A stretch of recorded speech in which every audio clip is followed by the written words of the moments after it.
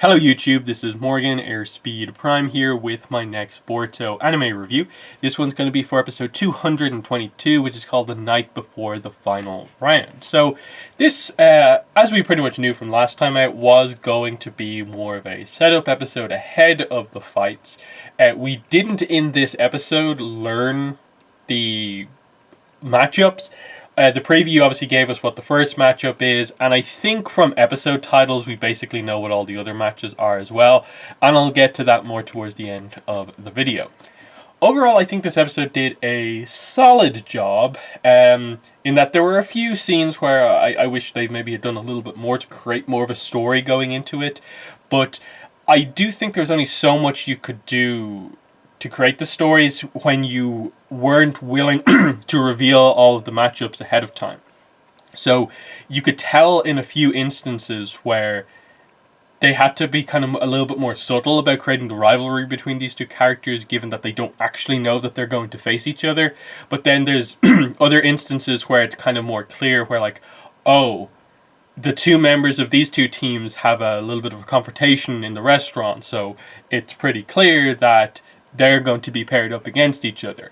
You then did other things that I thought were quite interesting, like the characters where I felt were almost maybe the least likely to get the wins and become tunings were Inojin and Chocho, purely because one of their members of their team is already a tuning, and given the way the other matchups are likely to go, I'd struggle if if one or both of them get it. But they did a really good scene between Inoshika Cho to get across, again, you saw a tiny little bit of like backstory, I suppose, just seeing them as kids, how close they are, and that Inojin and Chocho really do want to catch up to Shikadai. They all want to be tuning together, and so they're at the barbecue restaurant, of course, it's Inoshika Cho. And they're talking about, who's going to pay for all this food, and they're like, oh, we'll split it. But then Shikadai reveals at the end, it's like, no, I've got this one, I'm the tuning. Next time out, though, we'll split it because we'll all be tuning. So they create this dynamic where you really feel like going in, oh, they're confident about it. A lot of the other teams are also considering Chocho and Inojin as being right behind Team 7, as being the best left in the competition as well. So in terms of like setup for what's coming up, they did a decent job at getting across that these characters are threats. Similarly, you had Sarada have a scene with Sasuke and then go on to have a scene with Chocho.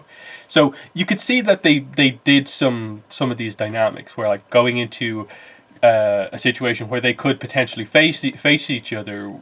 Why are you having this scene play out in this way? Because they obviously are going to face each other. So, that was nice, and it's going to be a big test of them, that they're think like, oh, we're going to be best friends as tunings going forward as well, but that's not going to be the case because only one of them could become a tuning. And they're engineering a few situations like that as we go forward. So the match that we know is happening first is going to be Inojin against Hoki. Now, this episode made that a little bit more clear that this was likely to be the case because they again doubled down on the idea that Sai is the Jonin that's training Hoki's team.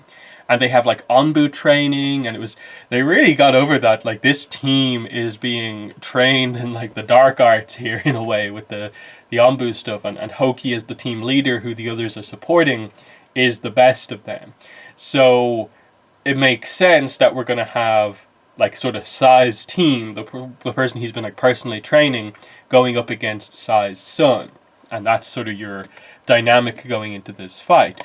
It's also sort of the biggest, sort of the most mysterious character left in the tournament, going up against one of the favorites, one of the really obvious top 5, Team 7 plus Team 10, the remaining members.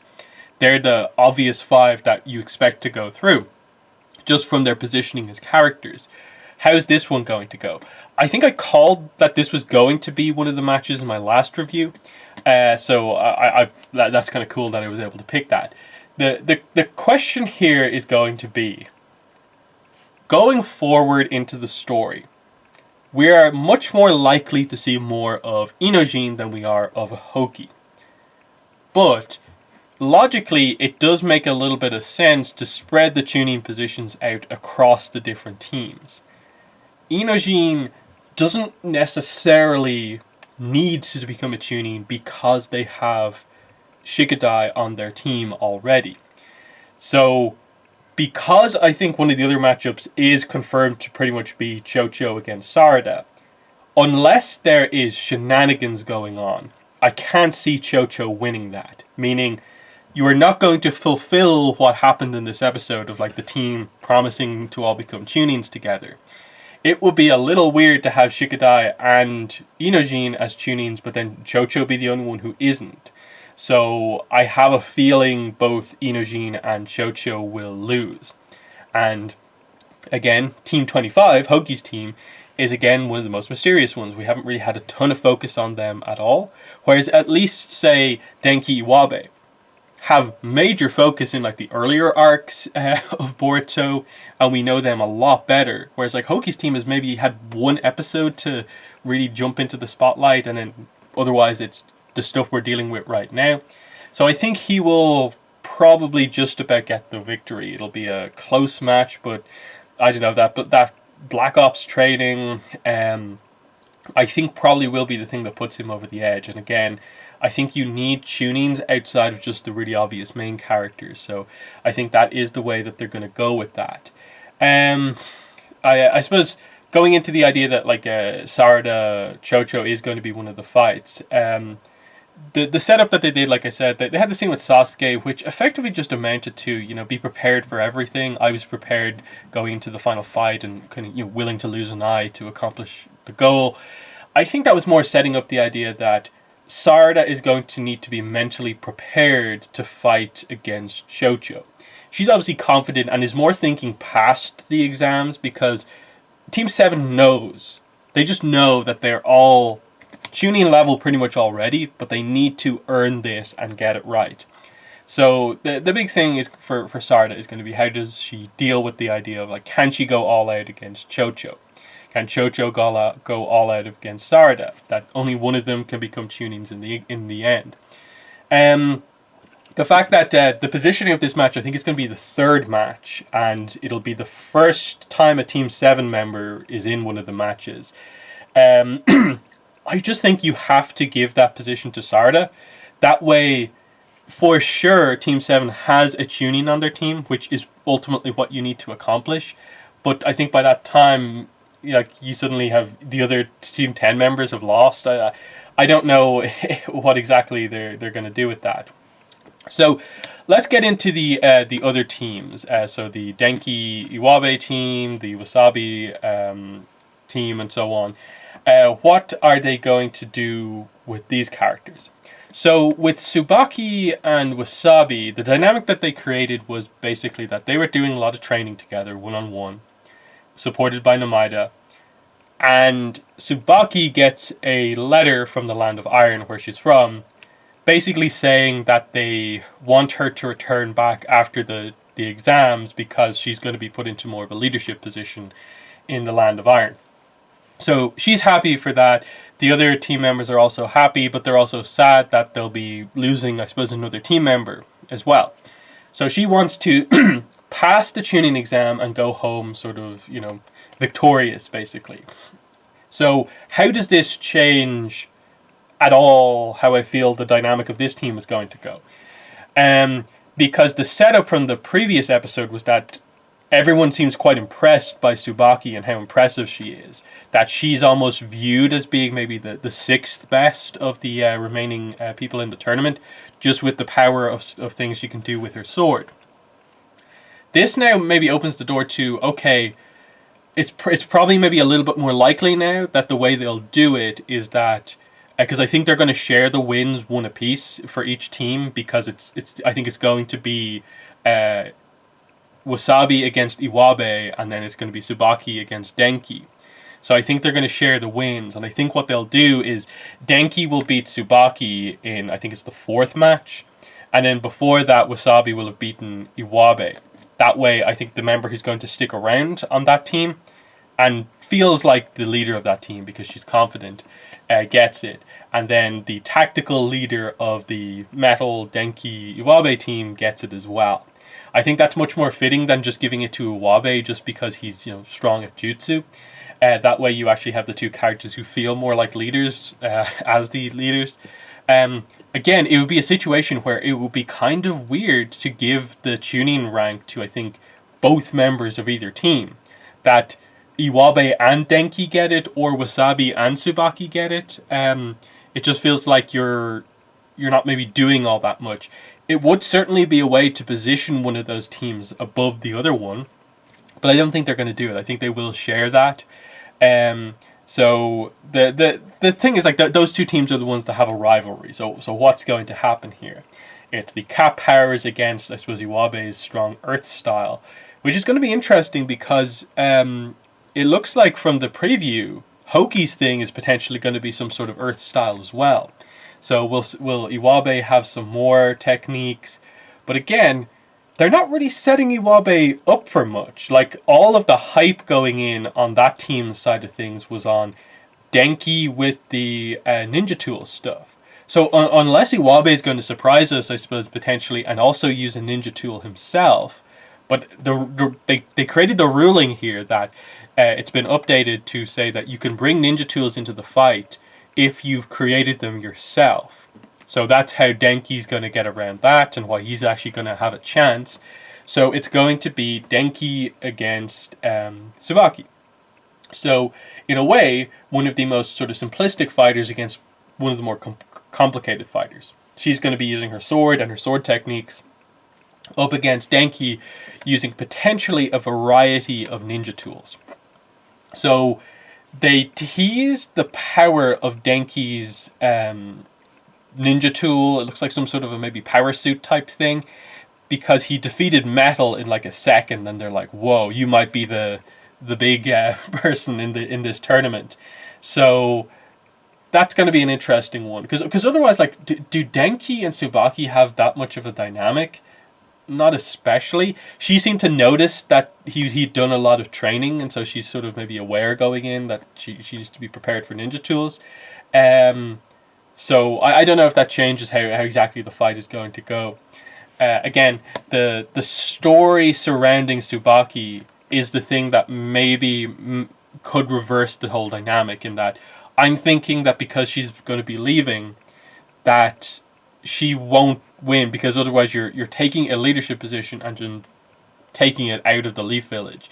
Now, they could easily reverse this and just do a thing where, like, no, she realizes over the course of the tournament that she wants to stay in the Leaf Village with her team, and then that could reverse it again.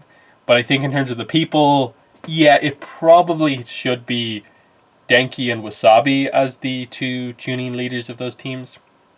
Sarada Chocho, they're presenting it as being one of the top fights, I suppose, because of the dynamic between the two. But realistically, Sarada should be able to win this, because the dynamic you'd have is that sort of Chocho is stronger than Sarada. But Sarada, one of her dynamics is that she has the sort of, super strength.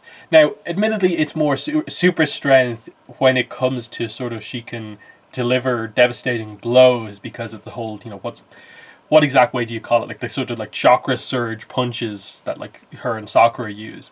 And it's not just full on like monster strength as such, but it can be used that way.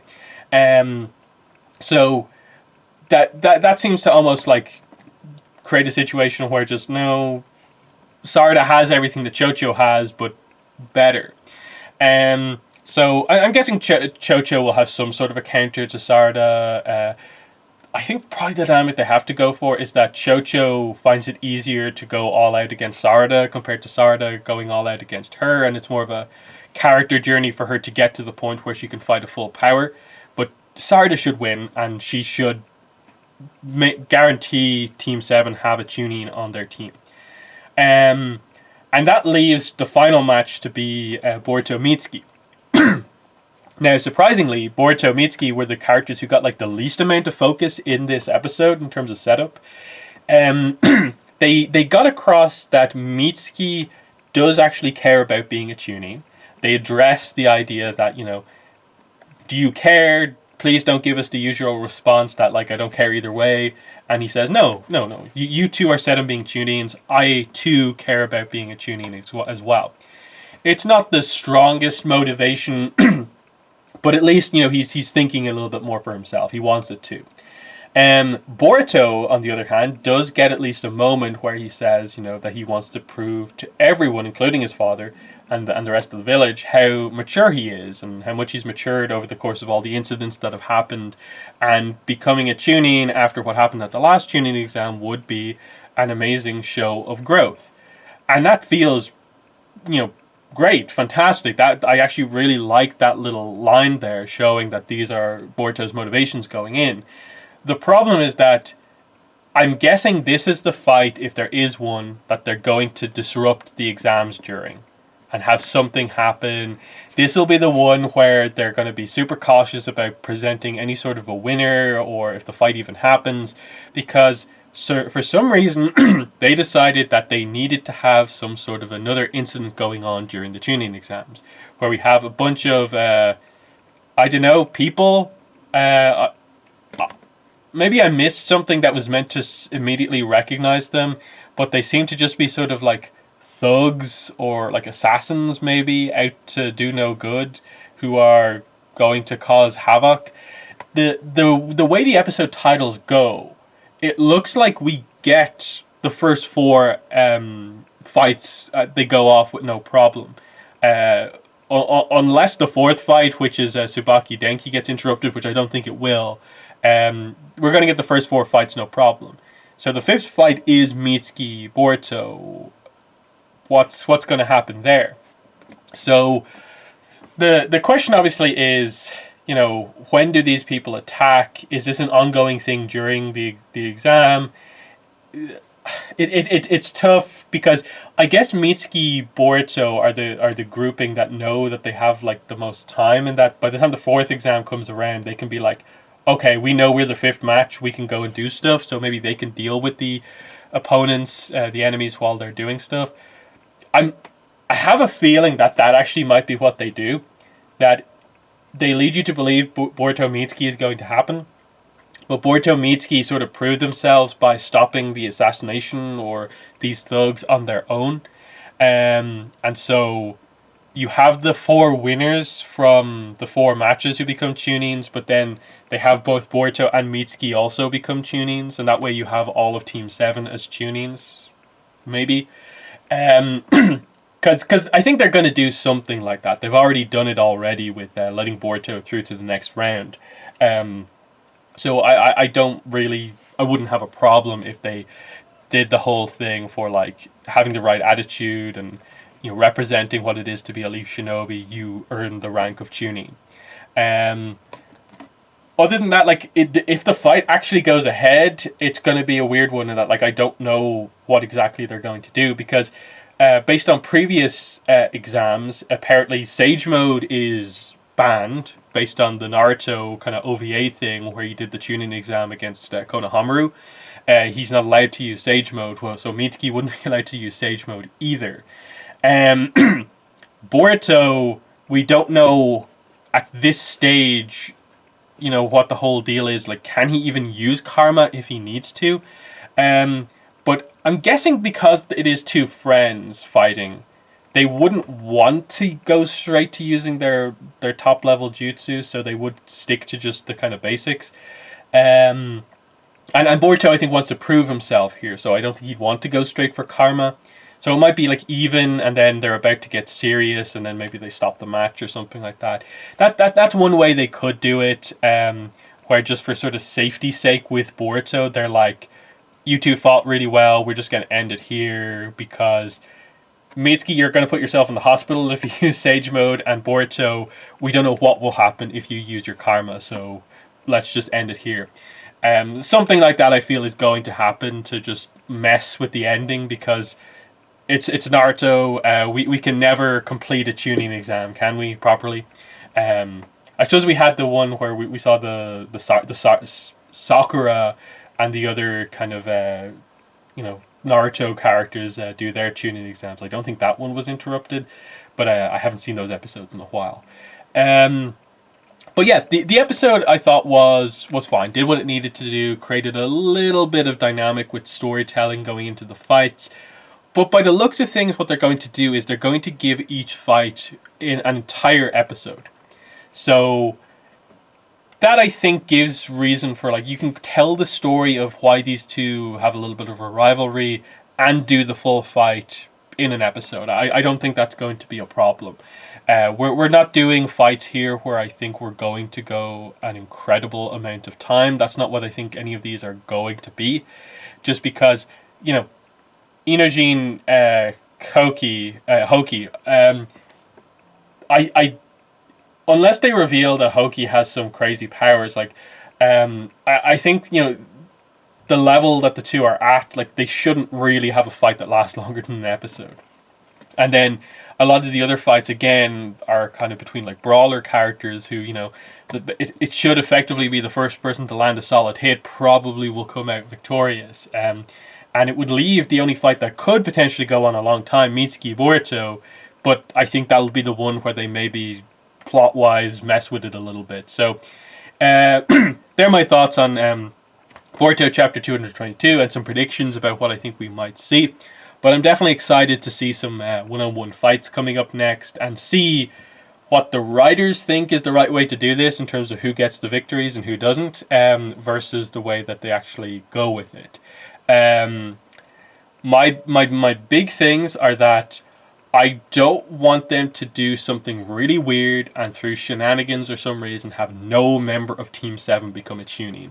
I think that would be silly at this stage. I think with these characters and how different they are than the Naruto characters, I don't think you need to put Boruto in the same position as Naruto, where he has a very unusual path up the ranks at all, especially with the arc that Boruto sort of has going into this second tuning exam.